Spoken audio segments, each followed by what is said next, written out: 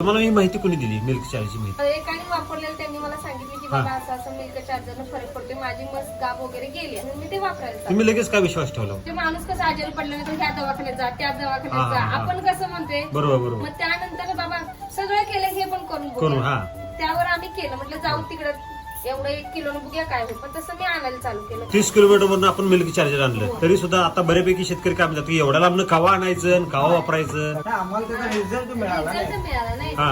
दूध घरात म्हणा खायला मुलांना घट्ट, त्याच्यापासून तूप आपल्याला मिळालं. आपले किती परत लोणी वगैरे, आता माझ्या फ्रीज मध्ये सध्या लोणी आहे, तूप आहे. बर. कारण आपल्या मुलांना आपण बाहेर विकत आणण्यापेक्षा, कारण आता भेसळ दूध भरपूर मिळायला लागले, बरोबर. त्याच्यापेक्षा आयुर्वेदिक मिळू दे, आपली मुलं पण वैदिक खातील. मिळालं हा. पाहिजे. आता दुधाच्या चवीमध्ये काय बदल झाले?